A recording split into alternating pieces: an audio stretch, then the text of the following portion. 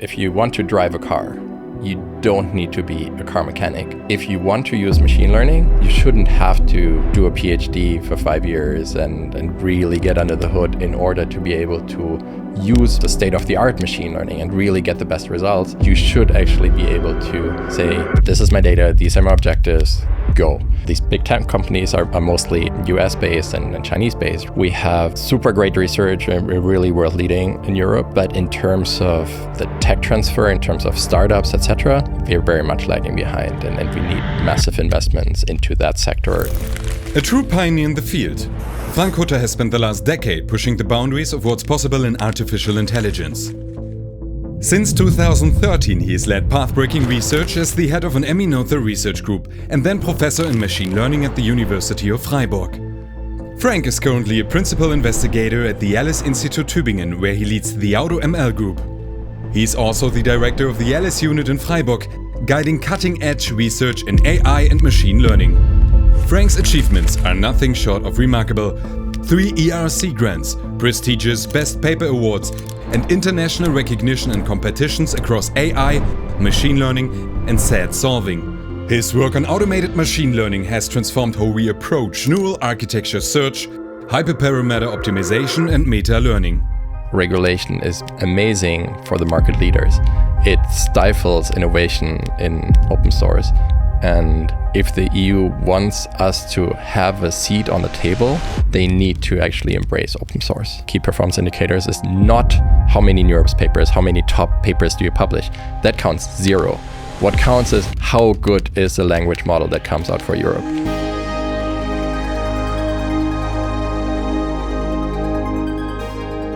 So our guest today is Frank Hutter. Welcome. Thanks for having me. Glad to be here. Before we get into the research and your knowledge, I really want to talk about the hype of AI. I've started all my episodes this way because it really gives an idea of what artificial intelligence is like today, especially with ChatGPT. You know, this is finally something that everyone can use in their daily lives. So it's really impacted everyone. And I want to know how it has impacted your life. Yeah, I think really... I think this is a great question. ChatGPT is really, in terms of public awareness, ChatGPT really started a new era. It's the era of AI. When you go to a party, a couple of years ago, people ask you, oh, what do you do? Oh, I do AI. They're like, interesting. Huh? What's the weather tomorrow? and now they're like, oh, you do AI. Oh, so how about this ChatGPT thing? How about this? How about this? How would this impact us? And it's just really... flipped a switch in public awareness and people really knowing, okay, there is something happening. So in many ways, it is, there is awareness, but at the same time, it's still somewhat, it's still actually underrated in terms of the capabilities. In Europe, people tend to be more worried about, what could be the potential negative implications. Mm-hmm. In the US, it's more like, yeah, hey, this is cool stuff. What can be built on top of that? Yeah. And that is sort of the spirit. This is sort of the stuff of our dreams when we were kids, going into AI, Commander Data, and in Iron Man, this AI of Iron Man Jarvis. This seems like this could be real soon. Yeah. And there's still a lot of failure modes to overcome, but it's just become so much more tangible now. Yeah. And how has that impacted, or in your opinion, how has it impacted the industry side of things? It's made it very apparent that real world impact does not come directly from the universities. It comes from big tech companies. And well, these big tech companies are mostly US-based and Chinese-based right now, so we really need to catch up there in Europe. We have super great research and we're really world-leading here in Europe, but in terms of the tech transfer, in terms of startups, etc., we're very much lagging behind, and we need massive investments into that sector in order to flip that switch. And the way to do that is through partnerships, through companies, through startups, etc. And so we're really trying to achieve the biggest possible impact now. And in terms of startups, I'm also very much looking into founding a startup now. And it's also a process that actually even led me to ELLIS. To the ELLIS Institute. I was with ELLIS doing research before and being the director in Freiburg. But the ELLIS Institute is really pretty much the first place in Europe where you can do groundbreaking research, but at the same time, it's just so open towards building startups. There is this environment with CyberValley, with VCs, with startups, and so on. And this is the environment where we can actually start, creating change for Europe. Yeah, I feel the same way. You were talking about OpenAI. How open do you find this OpenAI to be? Yeah, so OpenAI used to be this place that had amazing research and wrote amazing research papers. And, well, they now built an amazing, amazing products, and they stopped publishing, and they just very much became closed AI. They're not telling anyone what they're doing. And that changed a lot in the community. Immediately, Google DeepMind started following suit. So people at DeepMind can't publish anymore what they're doing, can't speak about what they're doing anymore. People at Microsoft, etc. And there's a lot of money in the community, a lot of maybe not the best incentive systems. People going in for the money and not for actually building great products that are good for humanity, but just to make a quick buck. And so we were at this junction where it was like, well, this is not going well. But fortunately, like Meta actually really helped there, standing their ground with open source. Yannick pushing for open source all the time. And now we have Llama 3.1, 405B, that is actually on par with the state-of-the-art closed source systems, and really open source is prevailing. And I think it's just a matter of time that people are leaving OpenAI, DeepMind. Well, some people have started leaving, including John Toolman. And a lot of people are leaving DeepMind because you can't publish anymore. And the best people want to publish, the best people want to be in this open source community. So for a couple of years, they will do great things. And at some point, there's this typical decline of closed companies. And then the next startups take their role. And we just need to make sure that we have these startups here. And I very much want to embrace open source. And so Meta has led and Mistral with open source models, so where the weights are available, but still they have a lot of knowledge in the company about, well, what is the data, what is the actual systems, what is the code for building these models. And I really want to push this further to be truly open, to have open code, open data, open weights, open models, open checkpoints, open everything. And we just started a European initiative with just all the best open source people in Europe and some companies, and the ELLIS Institute is a lead partner in this. It's a little bit too early to announce this officially. I was told that if I say the details about this, and the funding agency will deny that this project exists. Okay, so let's not name it. But I can say, starting in January, we will have 14 people at the ELLIS Institute just working on open source LLMs for Europe. There'll be another, 6, 8 or so at the Tübingen AI Center. Wow. There's 9 more at Lion and in EURAI with our close collaboration partners there at the Supercomputing Center. There's some in the industry in different startups, and this is really the time where we have the chance to take this back and build the best open source LLMs for Europe, multilingual, all the low resource languages and so on, create better experiences for people in Europe, and keep the data in Europe, and don't throw all the data over the big pond and make us deeply technologically dependent on them. I think what's also important to note is that it's not, open source is obviously really important, but also giving the access to everyone. So like you said, everyone throughout Europe, because there are some that are not as fortunate to have this knowledge, or they can't access it because of where they are located. So yeah, let's go back to AI and its definition. It's way more than a large language model. People use it in different terms. What term do you like to use, and how would you define AI? Yeah, it's funny. I get asked this question a lot, like, how do you define AI? And I just always tend to say, it's sort of a question for philosophers. I don't care too much about how it's defined. The most defining nature of the field of AI is change. It's just changing all the time. Okay. It used to be this rule-based thing, like, I don't know, Deep Blue winning in chess against Garry Kasparov back then. It's just this big brute force search over, just very deterministically searching over a huge space of possible solutions. Then AlphaGo winning against Lee Sedol, using a neural network approach that was a lot more intelligent. And now we have ChatGPT that is completely different. It's not rule-based. It makes mistakes. It's a lot more human in a sense because it makes mistakes, and it sort of just approximates the internet in this sort of small-ish model compared to the size of the internet.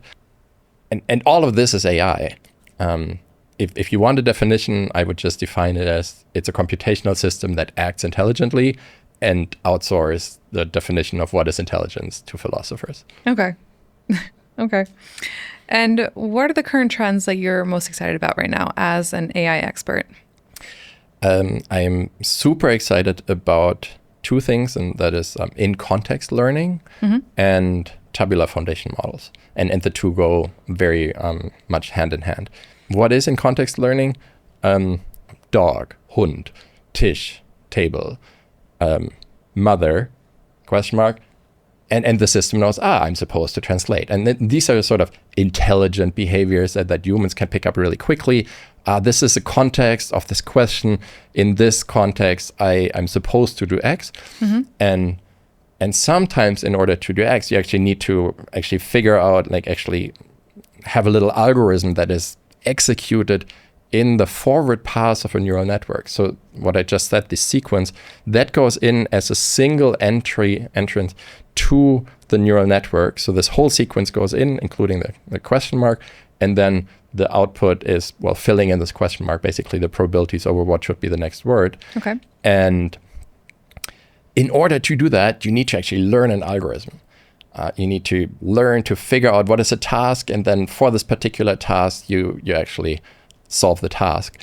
And the amazing thing with ChatGPT is that you can just ask it new things that it hasn't seen. So in context learning, it's a new type of learning mechanism that allows learning to happen in a single forward pass. You don't need to change your weights anymore. You don't have this expensive training anymore. You just feed in your examples, you do one forward pass, done. You have learned and outputted an answer for the new test example. And that fundamentally changes a lot of things. You can be dramatically faster in your just learning. You don't need to have a big compute cluster in order to adapt to new tasks. And that also allows ChatGPT to have these emergent capabilities of actually adapting to new tasks that it has never seen before. The second thing I'm really excited about is tabular foundation models. And that's because tabular data is really ubiquitous in the world, in businesses, in science, in biology, in medicine, in finance, just really everywhere. And deep learning hasn't had any impact on that field. That tabular data algorithms have been sort of stagnant for decades. Okay. And now is sort of the ChatGPT moment for tabular data, where all of a sudden we can actually build foundation models for tabular data and really achieve breakthroughs there. Yeah, so in short, I'm really excited about two things. In context learning, which is this new learning paradigm for learning to generalize to new types of problems that are presented in the context. And second, tabular foundation models that actually bring in context learning to the world of tabular data and can really lead to big breakthroughs there that are going to be important for many, many industries. So that sounds really, really exciting, and I really want to get into it. But can we just kind of back up a little bit and talk about how you became this AI expert? Sure. Yeah, so I was always really excited about AI, sort of from like as a teenager, like science fiction, etc. But the first time I really got into AI on a technical side was actually on an exchange in Vancouver when I was a visiting grad student there, and took some courses in sort of solving NP-hard problems. There are good algorithms for solving them heuristically and approximately, but these algorithms have a lot of bells and whistles, and it's really annoying to fiddle around with these bells and whistles in order to get good performance. And that's what I've done sort of during my master's. Mm-hmm. And then at some point I was just really fed up with tweaking these parameters all the time. And for my PhD, I decided I'm going to use AI in order to do this fiddling of the parameters automatically. So that's the first time I started to get into sort of AI on the meta level, AI that improves another AI that does this combinatorial optimization solving. Okay. And so I worked on that, on automated algorithm design for my postdoc, for my entire PhD for like 5 years, and then postdoc. And then in 2012, I started transitioning a lot on the base level from these combinatorial problems away from that towards machine learning. So then it was not machine learning only on the meta level, but also machine learning on the base level. So it was machine learning in order to improve machine learning. Mm-hmm. Before it was machine learning in order to improve combinatorial optimization, which is still both parts of AI, but now it's machine learning for machine learning.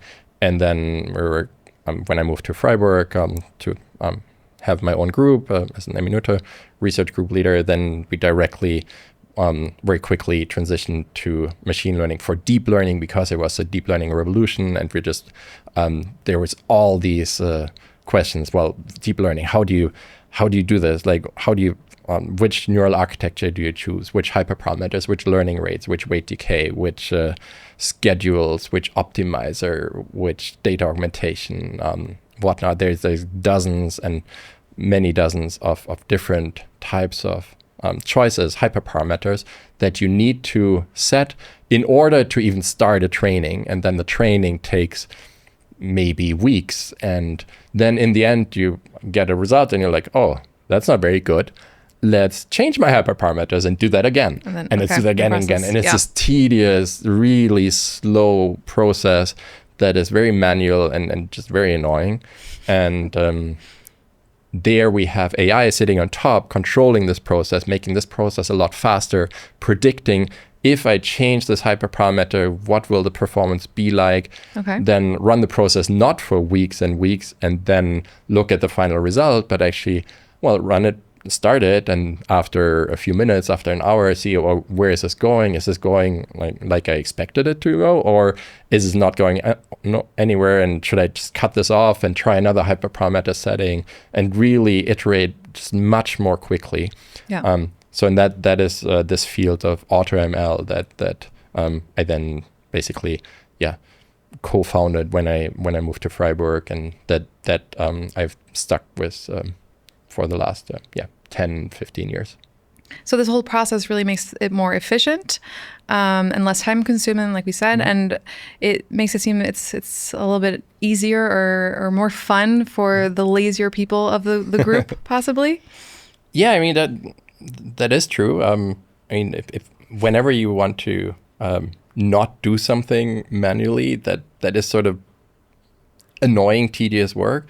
I hate inefficiencies. I want processes to be as optimal as possible, and the stuff that is manual, tedious work that could be done automatically, I want it to be done automatically. And it, we always joke like, oh yeah, I'll just click a button and lay at the beach, or go play beach volleyball, which is awesome in Vancouver, or go skiing. But I mean, we have compute clusters, and we should make sure that they do good work. And some people like to babysit their jobs and check every minute or so, but I'd rather write an algorithm that does that for me, so that I can do other things and develop the next stuff. Yeah, definitely. And so now you're also leading the AutoML group at ELLIS Institute Tübingen. Mm-hmm. and also the machine learning lab in Freiburg. So, we're always talking about machine learning, AI. I've honestly never heard about AutoML. Is this a new concept? Is this, I don't think it's very clear to all our listeners what this is. So in the most basic terms, could you explain what it is and its primary goals? Yeah, so how I like to explain AutoML, like at a dinner party or whatnot, I'd say, if you want to drive a car, you don't need to be a car mechanic, but you can still drive the car. If you want to use machine learning, if you want to use it well, you still need to get under the hood and change the hyperparameters and tune the car in order to do what you want it to do.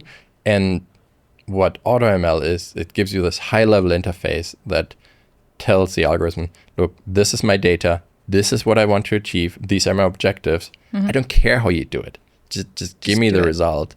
And you shouldn't have to do a PhD for 5 years and really get under the hood in order to be able to use machine learning and use the state-of-the-art machine learning and really get the best results. But you should actually be able to, in a declarative manner, say, this is my data, these are my objectives, go. And so this AutoML process leads to having solutions faster because you don't block on manual work. It can yield better solutions than manual experts. So there's several competitions that have been won by automated methods against human experts. Okay. And so it can unblock applications, and it can be just very transparent and reproducible, because if you ask the system again, it will give you the same answer. If you ask another data scientist to do the job, they might give you a completely different solution than the first data scientist you asked, and then you have two solutions. And if 3 years down the line, people ask you, how did you do this? A data scientist, I did something, I didn't take notes. And it's just very not reproducible, not transparent. Yeah. And that's also a potential benefit of AutoML. And just to make it a little bit more clear, so it's basically AI that builds on top of AI, or that builds AI. Yeah, so it's AI that builds and improves AI. So both of this, in fact, that is sort of the name of my ERC grant, the subtitle. It's called Deep Learning 2.0, which is sort of deep learning sits on top of deep learning. It's AI that improves AI, and also AI that actually builds entirely new AI algorithms. So are AutoMLs built differently than other large language models like ChatGPT? Yeah, so actually AutoML and LLMs are quite orthogonal concepts. So LLMs, that's a base level technology. It, AutoML sits on top of another machine learning method, and you can easily have AutoML sit on top of LLMs. So for example, when your average grad student does a training and it runs maybe for a day or something or overnight, nobody's watching that. And that can be just clearly improved by AutoML methods on top. You realize, this is not quite going the right way. We should change the hyperparameters. We should improve upon this. But there's also other stuff that a lot of, a few people pre-train big models, but millions of people fine-tune these models and prompt-tune these models. And again, there is a huge array of different possibilities for AutoML. Like, which pre-trained LLM do you actually take? Do you take Llama? Which version of Llama do you take? Do you take Mistral? Do you take closed source models? Which size do you take? How do you then fine-tune it? How do you set, is there weight decay in fine-tuning? What's a learning rate? What are your data augmentations? What is the data that you fine-tune on? And fine-tuning and AutoML is just really, it's a match made in heaven. So if I understand correctly, AutoML is basically, if there is a train, AutoML is the track engineer that will make the train move forward into a specific direction. Yeah, that's a really nice analogy. And one thing I would add to it, though, is, yes, you have AutoML being this track engineer, but someone, the human, actually is also there telling the track engineer what are the goals. The goals is, well, I want trains to arrive at this train station and this train station and this train station, be fast, be efficient. be robust to failures, etc. And that human just in a declarative manner says what they want, and then the track engineer does their job, and the human doesn't need to micromanage what the track engineer does. Okay, so now to kind of switch gears a little bit, let's go more on the industry side of things. I know that you're also starting a startup, or in the midst of starting a startup right now, and it's based on the Tabular foundation models. Can you tell us a little bit more about that? Yeah, so I think I should first explain to everyone what tabular data is in the first place. So it's this data modality that is super ubiquitous. It occurs everywhere. Just like next to image data and text data, there are tables like Excel sheets. They're everywhere. For example, if you apply for a loan, then the bank is going to check your credit history. They're going to check your age, your income, etc. And then they're going to predict the likelihood of you being able to pay back that loan. Okay. You can fit a machine learning model that takes in your characteristics and says, well, what's the likelihood that you will pay this back? That's just one application of tabular data.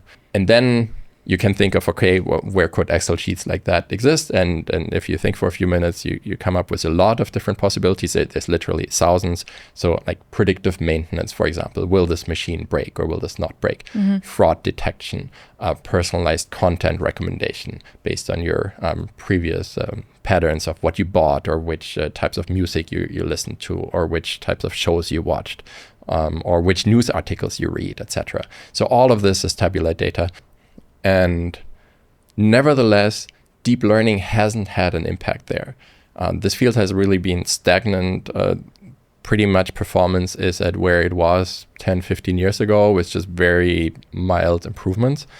And at the same time, we have these enormous improvements of deep learning on image data, on text data, etc. And now is a time that we actually have made breakthroughs for this tabular data with deep learning. We learn an algorithm that in a forward pass actually learns to be an algorithm for tabular data, where you feed in your entire data set as a context, just like with ChatGPT. You just feed in the sequence. You ask, so basically X1, the features, Y1, the label, up to X5000, the features, Y5000, the right features, X5001, the features for this new patient, question mark. And you do your forward pass and you get your predictions for Y5001. Do they have pancreatic cancer or not? In deep learning, in image recognition, for example, we didn't teach the networks, well, first go and do an edge detector and then combine the edges in order to do contours and combine the contours in order to make a face recognition system or whatnot. It just learns that. Here, we didn't tell it how to do this algorithm. We told it, here's some data sets, here's X and Y, predict the Y from the X and learn an algorithm that does that. And now it just has figured out an algorithm that lives in the forward pass of a neural network. Wow. We don't know how it works. Nobody knows how it works. And it's precisely the same as for GPT. Nobody knows how it works. It's this in-context learning that does something. GPT networks are dramatically bigger than our networks. So we can really study this in a very controlled fashion, and we can start to understand what's actually happening in the small scale, in this very controlled manner where we control the ground truth. ChatGPT is trained on all the data from the internet, and there's all these biases and whatnot in there. Yeah. For us, it's synthetically generated data. We know exactly what's in there, and we can change this data. We can say, if the data was this, the algorithm learned would be that. If the data is this, the algorithm learned would be that. So it's super exciting from a research perspective. And really, if we understand something there, we can also understand something about GPT. Yeah. But next to that, it's also super relevant for all kinds of industrial applications, because we don't have this training stage anymore. We just feed it in as a context. We do one forward pass, it's a second or less. And training a standard tabular machine learning algorithm, well, will also take something like that, but be dramatically worse. And then you can tune the hyperparameters and do all kinds of AutoML on top of it. And it takes maybe 4 hours or 24 hours and gives you a much better solution. But our new solution now in a second is yet dramatically better than these tuned methods if you tune them for like 4 hours. Okay. So like we're like over 1,000 times faster than a big ass AutoML method that does everything that you do the whole playbook of AutoML, and you still don't get to the same performance as this new thing in just a forward pass. And this new thing, it's an algorithm that lives in a transformer. You could encode this in Onyx, put it on a sensor. Then you have an algorithm that's being executed on a sensor that's learning a new machine learning model for the data at hand. It's the sky's the limit. So it will lead to sort of this interactive data science. It's not the case anymore that, here's the data, let's do a feature engineering for a couple of weeks, and let's do a search over different algorithms, hyperparameters for a couple of weeks. No, you're just like, here's the data, go, and while the data is uploading, you get predictions, and you're like, this feature here seems more important than that, and it's really now interactive, and the data scientist can start interacting with it and be like, I know from my experience that this column interacts with this column. Let's put that information in. Let's put this extra feature in. That's something you couldn't do before. And so really we're unlocking entirely new markets here. And I'm super stoked about it.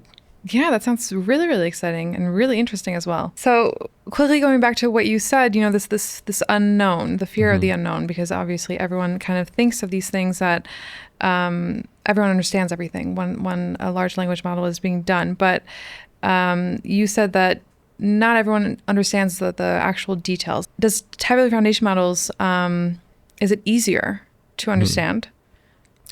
Yeah, so it's a very common phenomenon in deep learning that you don't understand everything in detail. Like a famous example was AlphaGo in, I think, the fourth match against Lee Sedol, made this one move that everybody thought was crazy and that turned out to be amazing. The scientists from DeepMind that were asked about that move said, like, why did it make this move? And why was this a good move? And they said, you have to ask a Go expert. I don't know. Wow. And likewise in ChatGPT, there's billions and now probably trillions of weights, and we don't know where in the network what happens. I mean, the network is not even available, so we'll probably never know. And for our tabular foundation models, actually our current models are really small.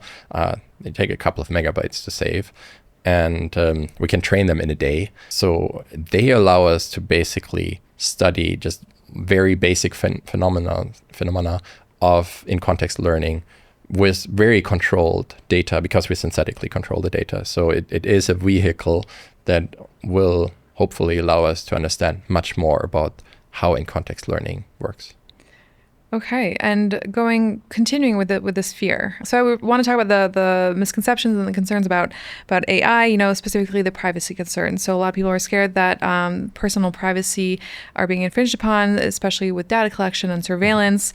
So what are your thoughts about that? And especially, how do you think it's going to impact the development of the future of AI? Yeah, I think in terms of data collection, right now, everybody is giving their data to OpenAI, a US company that is probably not what we want to do in the long term. Like we really need to become sovereign about our data. If we think ahead of time, this is really a question of even just national security concerns and like sovereignty of the state, of the European Union. If we become deeply technologically dependent on another country or even just a single company in another country, that this just concentration of power is a very bad idea. And we just really need to invest here in order to do this stuff ourselves. Yeah, I think investing is definitely important, and especially just finding the right balance of power. Absolutely. And now I also just want to quickly talk about the biasness of algorithms. We've talked a lot about this in the entire series of the podcast, and a lot of our speakers had really interesting things to say. And so how would you ensure that the models are fair and unbiased? Mm-hmm. Yeah, so that's actually very dear to my heart, and we have also published on this. In particular with AutoML, you can actually do this. Again, I mentioned earlier, we have this meta-level agent, and you can tell this meta-level agent what are the objectives. And the objectives should not just be accuracy and be the most precise in your predictions, but you also want to be fair. You want to, for example, be fair with respect to gender or race or ethnicity, etc. And so in particular, where we published was in fair face recognition. So there's facial recognition systems rolled out by many different industrial partners, and all of them are unfair with respect to several different criteria. And this is a huge problem because, especially in the States, face recognition is used in all kinds of sensitive applications, including criminal justice systems, deciding whether someone could go on probation or whatnot. There is work in trying to do better pre-processing and in-processing and post-processing in the deep learning pipeline that tries to combat this, but it has largely failed and hasn't really erase these issues. And what we've looked at is, well, can we actually use AutoML, Deep Learning 2.0, in order to find architectures that actually lead to better performance in terms of accuracy and fairness, and better architectures and hyperparameters. And so basically what we did is we looked at all kinds of different neural architectures, and we actually found architectures and hyperparameters that were both more accurate and more fair than the best previous ones. So if you think of a Pareto front of where you can choose the trade-off between the two, we were better in both dimensions. So there's just no reason not to use these models. And before, it would be very much up to the data scientist. Which architecture do I pick? I pick this one because I have experience with it. And that might just be one that's totally unfair, and they don't know. And it's again this coming down to this micromanaging. You should be able to say, these are the objectives I care about, and I don't want to care about how to get there. The system should give me options how I can trade off these objectives well. Yeah, that sounds really promising. I feel like AutoML to the rescue almost. Let's talk about the how would you ensure transparency in models, especially created by AutoML, especially in high stakes applications like health or finance. Yeah, so there's two levels of transparency. So for some people, it might sound like, oh, AutoML, it's this complex thing, right? Like, I don't even know how it works, how it finds a model. That's another black box on top of a black box. And I do understand these concerns. But if you trust a data scientist to give you some solution, that's also a black box, and that's a non-reproducible black box that maybe three years down the road, you don't know how you came to the solution. And in fact, I was talking to someone in the CTO office of Siemens, and they said the AI Act for sensitive applications demands transparency and demands reproducibility, etc. And it may be the case when the law is finally written based on the AI Act that the only legal possibility to come up with models is by AutoML, because it's just reproducible, it's transparent. They didn't care so much about the AutoML being great in terms of the solution. They cared about it in terms of an automated logging of what it's doing, in contrast to what the data scientist does. So it is transparent. It says at every step, this is what I'm doing, this is what I'm doing now, this is what I'm trying. And it's, if you run it again in 3 years, it'll do the same. Will, with the same seed, it will do exactly the same thing. So you quickly mentioned the AI Act. I kind of want to go into the regulations very quickly, because you co-authored a paper in the Science magazine that's called Managing Extreme AI Risks Amid Rapid Progress. It basically talks about AI risks and how to keep them within acceptable limits, and how to steer AI into towards positive outcomes. And I want to talk about this comment that you said based on this paper, and I quote, "As the only European co-author, I'd like to stress that I'm against more regulation in Europe. We already have enough of this. Instead, Europe needs to catch up on AI capabilities." How do we catch up on these capabilities? Yeah, so it's really what we are lacking is just startups, etc., like our OpenAIs, our Googles, etc. We just don't have them. And there is a reason that Sam Altman toured the world and told everybody about GPT being so risky, because regulation is amazing for the market leaders, and it stifles innovation in open source. And if the EU wants us to have a seat on the table, they need to actually embrace open source. And do you have a plan on what Europe can do to kind of step away from being so dependent on other parts of the world?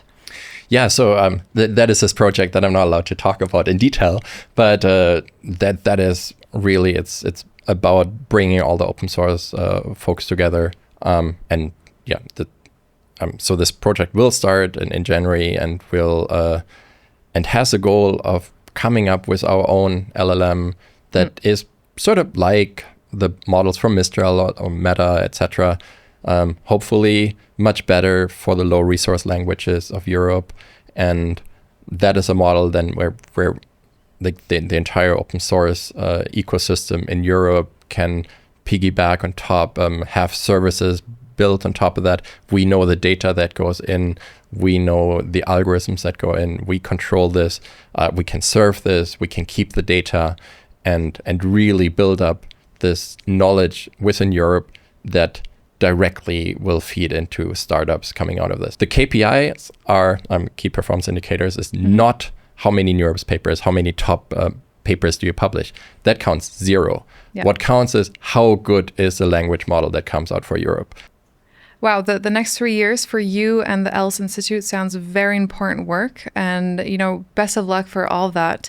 I think it's so important to, especially for the European growth, to now finish all of this. Do you have a final words for our listeners? I'd like to emphasize that while AI, of course, has certain risks, there is a huge potential in AI for improving social good. It could help us cure diseases, elevate living standards, help solve economic issues, improve fairness throughout the world, and really make the world a better place for our children. And with so much at stake, it really needs to become a top strategic priority for Europe. So thank you so much, Frank, for sharing your knowledge with us and all of your input that you shared with us today. Thanks, Charlene. It's been awesome. And remember, everyone, the conversation doesn't end here. Let's continue the dialogue, stay curious and embrace the ever-evolving world of AI. I hope this exploration has left you inspired and informed, and thank you for being part of the future with us.